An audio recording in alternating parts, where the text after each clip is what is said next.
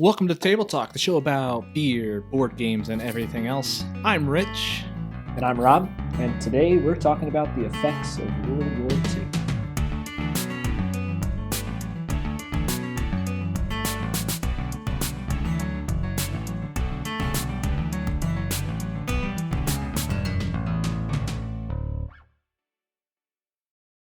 If you guys didn't get a chance to check out our earlier episodes this month, we're testing out a new format this month where we're actually going to be splitting up the discussion topics for you and releasing them weekly. So a couple weeks ago, Rob and I talked about we shared our beer and we talked about Memoir 44, which is a World War II themed two-player tactical board game. So go check that out if you haven't watched that already. And then last week we shared a couple stories about World War II and just some cool kind of side stories that maybe you haven't heard of before. So check those out as well. That was a really fun conversation too. So I actually have run out of my beer, so I'm going to re-pour. Are you in the same position? It looks like you're still working on yours. I'll put myself in that position while you introduce. No pressure. All right. This isn't necessarily World War II theme. Well, the beer that I had before that I just finished 2 weeks later is the Operation Plowshare, kind of this bizarre use of nuclear technology for kind of commercial purposes, which is kind of weird. So anyway, I'll talk about that later. The new one, I got this beer. It's a brown ale.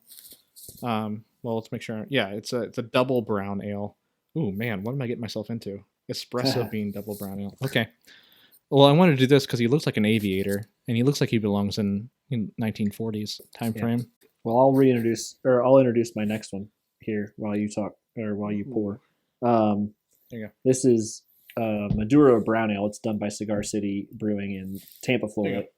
Obviously, no direct World War II comparison there, but what I did want to note here is this is brewed using flaked oats, which was kind of like a necessity during the war because of some scarcities of other grains. So a lot of places that were brewing reverted from barley or wheat to the less desirable oats. So oats. There you go. So we're both doing brown ales right now. Yeah, we're both browning it. Oh gosh, let's never repeat that phrase ever again.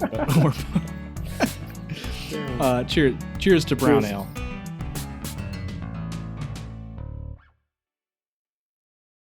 If this is the first episode you're watching this month, the person I'm talking to right now is my brother Rob, my older brother. Rob Bray is a big part of the Brewing Boards family, and obviously part of my actual family as well. Alex, since the show is called Table Talk with Rich and Alex, as you can see, Alex is actually away because him and his wife are expecting.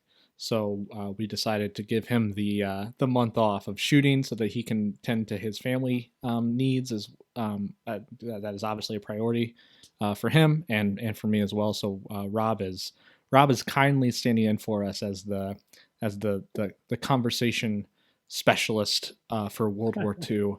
And we've had some good conversations to this point. We're going to talk about the effects of the war. And well, I think the good place to start is beer, right? Because it is a show about beer and board games and everything else. But beer, pre-World War II in America, and just from my understanding, and again, if you have a different understanding, I want to hear from you. But beer pre-World War II in America didn't seem to be very what's the word? Crafty is the word. It didn't. I don't think we had hit our stride yet as American brewers. Brewing back in the 20s and the 30s is really kind of this European thing that's going on, and it hasn't really taken hold in America yet. Would you agree? Yeah, I agree with that. I mean, yeah, you could probably trace it to our roots, right? Like who we are as. Yeah. But we we kind of left those roots behind when Yeah. we colonized America, right? And we Right. hadn't got Yeah. there yet. You're right. Yeah. And not being an expert on the history of beer, but I think it's pretty well known that beer in America, craft brewing in America really didn't start cranking up until after the war.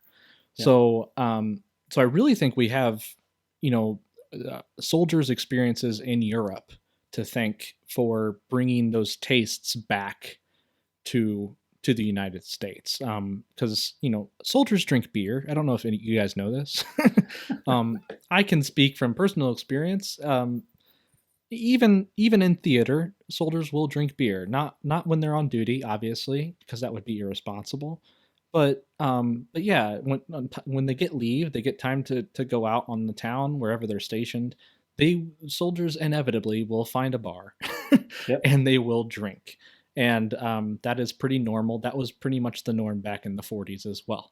So I think some of those tastes, we have a lot of great breweries, or a lot of great beer that's being made in Europe and England around this time. That I think a lot of those tastes came back with them stateside.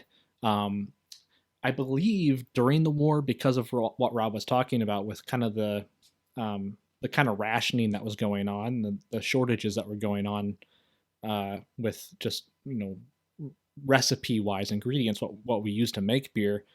I believe there was only like 93 breweries in the United States that were Oh, really? actually functioning like immediately after the war. Wow. And I don't know names. I'm assuming some of those are what we would now identify as like Anheuser-Busch or something like that. Like these kind of big brewing companies.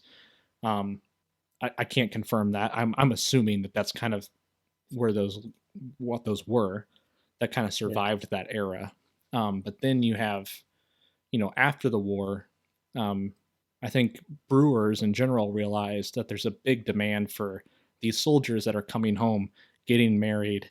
Now they're living in like this rural America, and they want good beer to drink. The other side of that is, you know, on the European front, because of the effects of the war, there was I mean, almost a lot of culture lost when you think about it in terms of Mm.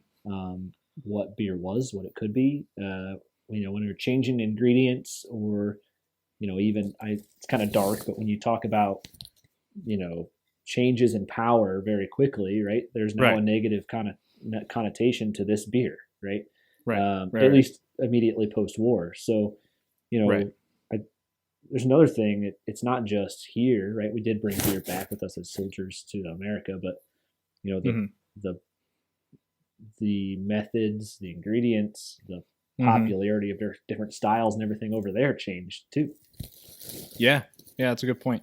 The one thing I was looking at with beer specifically as one of the effects of the war, there was a campaign that I found, that was run, during the war and immediately after the war, called "Morale is a Lot of Little Things."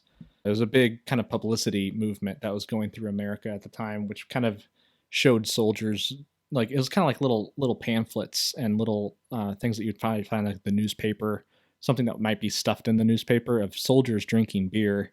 It kind of it kind of made beer what it is. It kind of linked beer to patriotism, if that makes sense. Uh, Um, yeah. and that's kind of where that kind of began. So besides beer, um, one of the one of the first things I think of with effects of the war is NASA. NASA. Um, yeah, All right. Cool. because I think Alex and I had this conversation. I think before we touched on it briefly. Mm-hmm. Werner von Braun. A little bit about Werner von Braun. He was a German-born American aerospace engineer and space architect. He was the leading figure in the development of rocket technology in Nazi Germany and a pioneer of rocket and space technology in the United States. He worked for the United States Army on an intermediate range ballistic missile program. Ended up um, getting involved with the satellite Explorer 1 and launching that. And then eventually he was assimilated into NASA and became part of that whole Yeah. shebang as well. So these Nazi scientists were actually, they were kind of the leaders of their field in a lot of areas. Yeah. Rocket science really was something that the Nazis were kind of ahead of the game in, right? Yep. So after the war, you have all these Nazi scientists that are leaving Germany, and it's almost like this like fantasy draft for the Yeah. Allies to like really pick and choose who they want. I mean, you have scientists that went to England, you have scientists that went to America, and believe it or not, is whether you want to believe it or not, Werner von Braun was a Nazi scientist that basically created NASA. I mean, he didn't create NASA, sorry. But he was a driving force in the 50s, the moon Yep. race. Yep. The rocket technology. So yeah, kind of an interesting connection between, we go from World War II to Cold War, and how Nazi scientists really were a huge part of, that world. So Yeah, and I think the effects of World War II, when we talk about it broadly, you're talking about von Braun and his, rocket development, which is kind of like this subcategory of aeronautics. But like World War II is really the first time we see. No, there were some in World War One, but planes used in big capacity during wartime, right, and right. it's we have a huge, commercial airspace now where, these technologies have been proven, and they're very safe, right? We get on planes, well, not now, not in 2020 and early 2021, but right. we get on planes frequently and fly thousands of miles and don't really even think about some of the safety implications. And a lot of that was pioneered in the technologies that came from World War II. Right. Yeah. So, well, and von Braun's one of those guys. Yeah. I did have a question for you, speaking as an engineer, Okay. to kind of call you out as an engineer. For those of you who don't know, Rob is the smart brother of the two of us. He's the graduated from Purdue with the civil engineering degree, right? Yep. Get Purdue Pete up here. Can't see my my Purdue Pete there, but he's covered up. Oh well. Come on, chug it so we can see Purdue Pete. Later. No, don't worry. But sporting the Purdue Pete glass, but this might not be anything that you had prepared, so sorry to put you on the spot. But that's right. Speaking as an engineer, like what engineerically, I don't know if that's a word, but what from an engineer's perspective do you think came out of World War II? Well, I mean, what comes to mind? It's almost one of those questions like, where do you start? Right. I talked about aeronautics already. I mean, it's a science that was probably pretty well understood going into World War II, but as war has a tendency to do, it made understanding that science a lot more valuable, right? Right. So, we came out of World War II with a lot better understanding of how things should be designed in terms of cutting through air and even propulsion, lift. Like we understood all those things better after World War II than we did going into it. Right. And basic mindset for me says, I think World War II confirmed airplanes good, blimps bad. Yeah. Right. Blimps, balloons, those kind of things. The ranges don't work. Yeah. Right. Idea. And hydrogen. Bad idea. Bad idea. Yeah. So that's probably just from a layman's perspective, that seems to be at least one of the more basic things that came out of World War II. Another thing though, and this is controversial, I guess, but I mean, you have this whole atomic studies, right, with the hydrogen bomb that really leads into the groundwork that was laid there, leads into a lot of current modern particle physics, and how we understand the way the world works at a molecular or atomic level, and then some of the technologies that came from that. Right, we have all these things that we use day to day that we don't even necessarily know stem from that atomic theory stuff. So power, right? Power is a good example. Yeah. Around the world are harnessing the use of nuclear power based on some of the work that was done that ultimately resulted in the loss of thousands of lives. But and it's sad that it has to come on the heels of that kind of stuff, obviously. But yeah, there's a lot of scientific stuff that came from World War II. Or that's the other thing, is it's kind of this perfect time, right? We were developing a lot of material technologies. The Industrial Revolution had happened prior. We had the capacity in industry to do these things. And then all of a sudden came the necessity to do these things. And, there's this big push of, hey, we need tanks. Hey, we need planes. Hey, we need all these things to make, and even some of the electronics, right? And the mechanics of putting a submarine underwater, like that's mind blowing, right? And we were able to figure that stuff out and then harness it to ultimately conduct war. But it's cool. But then have it move on to other things. Nuclear power was one of the things I had listed as an effect. Yeah. And I mean, it's obvious, but I don't think I really realized it. I mean, somebody says the word nuclear, they're automatically thinking war, right? A warhead or a missile or something.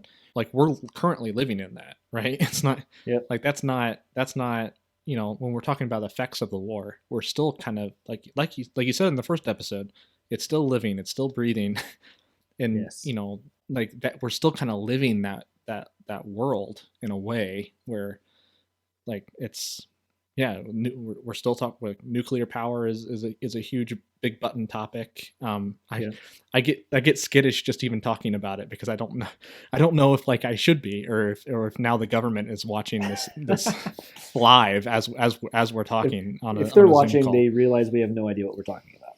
Oh yeah, absolutely. Yeah. I wanted to ask you about our Uncle Mac. Yeah.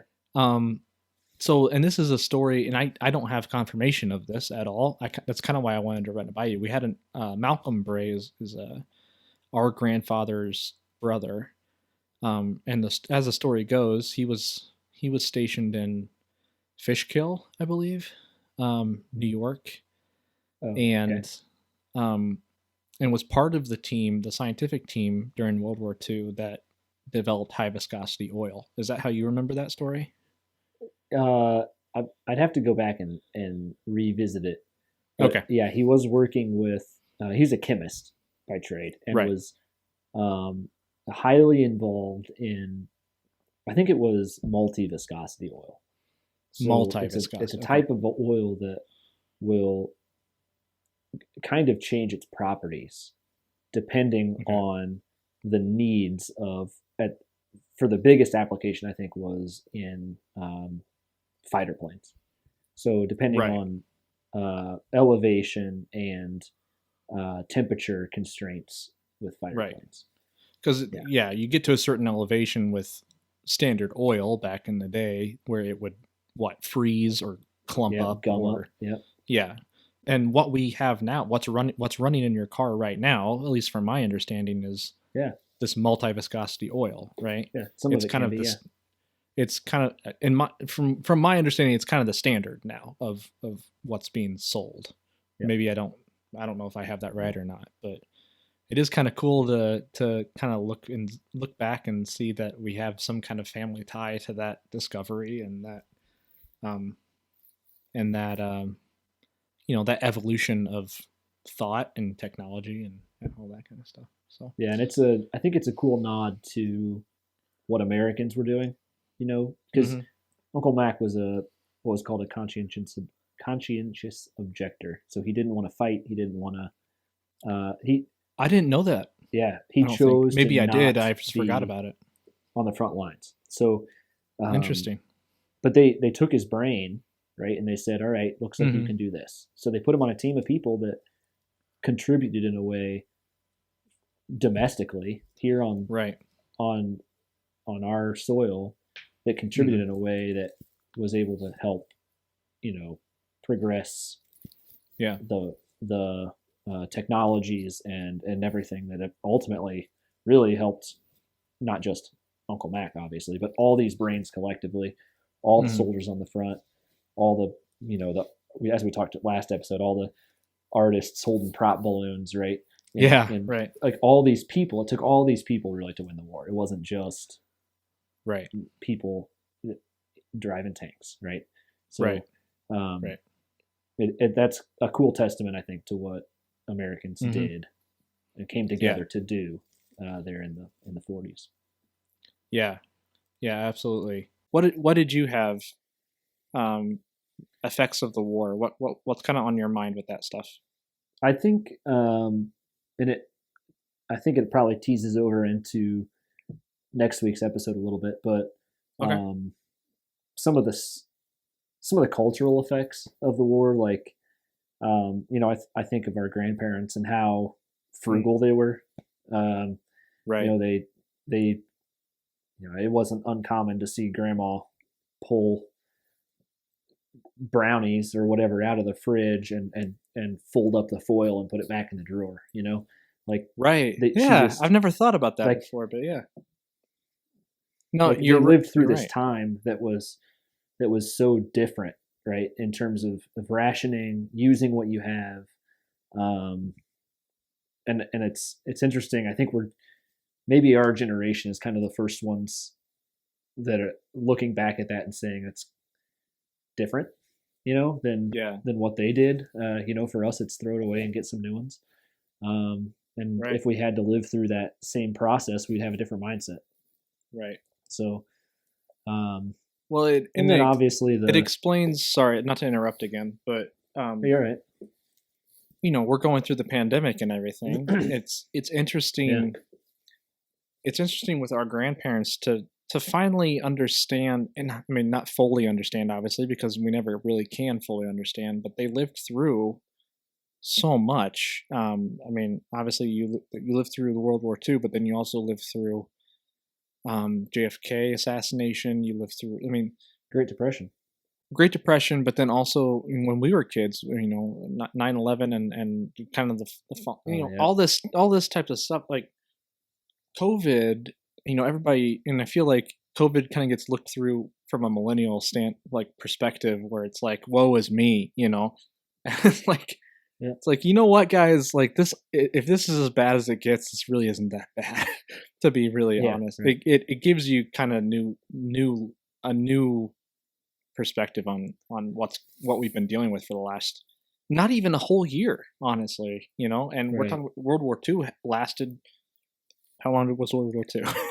Like 6 years 6 years-ish, something like that. No, but to add to that, like I had this I had this stat queued up for last week's episode and I didn't use it, but something like, and it's hard to quantify, at the end of the day, you see estimates everywhere from 50 to 100 million people died in World War II. Right, I had 60 million total. Yeah, so I mean that number varies, but you've got civilians, children, armed forces, men, right? That died in this war. And to your point, here we are sitting in the COVID pandemic, and we just hit recently, depending on how this airs, we just hit the 2 million mark globally, right? Like this is a kind of a drop in the bucket. And I hate to say it that way because it's a pandemic, but it's also a drop in the bucket compared to what was going on in the world 60 years ago, 70, 80 years ago at this point. So, no, you're right. You're right. Yeah, it's just one of those things. It's like, woe is me, but also, what can you imagine this going on for 6 years, right? Right. And having to live through all that, it's humbling. Right. It affected the way people lived their lives, which kind of leads to like the Generation X mindset, which kind of leads to the millennial mindset, which is, we haven't had to live through something like that. It does seem very inconvenient for us to not be able to socialize and go out to the bar and drink with our friends and hang out. Right. Like you said, as older millennials, I get lumped into the millennial category all the time. I don't necessarily feel like I am, but we are. And and that concept, really the whole outlook on millennials is they have it easy and they don't appreciate what they have. And I think this is why, right? Like Right. we didn't live through these things, Right. and because we didn't live through those things, we don't understand Right. some of the mindsets of the generations before us. Right. And that's not anybody's fault, really. It's just, it's, I think it is a healthy perspective to have as a millennial to look at the older generation, which is, it's been said, it's almost been overused, but not even the greatest generation that's ever lived that did serve and lived through those times to make America honestly the greatest place to grow up. A good portion of that goes to this generation that really did stand up against a very it's so otherworldly, and I think it's because, and this gets into next week's conversation where we're going to talk about why World War II is so popular and why it still kind of resonates with us, but it just seems so otherworldly that there's this country that is trying to take over the world. It seems like something out of a video game. But yeah, that's a good point. The long-term effects of the people who lived through it, and actually how it's been passed down generationally to us sitting here talking about it. Yep. So can only hope that if time came, we'd respond the same way and absolutely act as well as they did. Yes. Yeah. Absolutely. So yeah. You'd like to think so. Like, I mean, who knows? 2020 might have proved us wrong, but yeah, right. That's yeah. No, I think we'd be fine. We would, I think. But anyway, hopefully you guys enjoyed this conversation. We talked about the effects of the war. Anything else to add, Rob? No, looking forward to seeing you next week. Yep, seeing you next week. Same clothes, same beer. Don't ask us how we do it. We're time travelers. Thanks for watching and listening, guys. Again, we say it every week now. Like and subscribe. Please subscribe. It helps us out a whole bunch. We like this show. We like making this show, and we like that people are actually watching and listening. Sometimes it's hard to believe that people are watching and listening, but we know that there are some people out there who are actually starting to enjoy this, and we want you to keep enjoying it. And the best way for this to survive long term is for you guys to subscribe.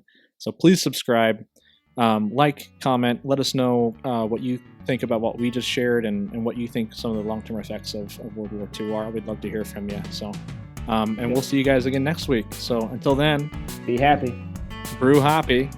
And game on. Game on. Cheers. Cheers.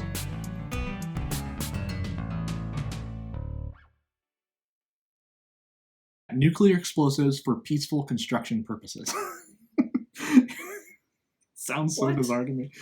So as part of the program, 31 nuclear warheads were detonated in 27 separate tests.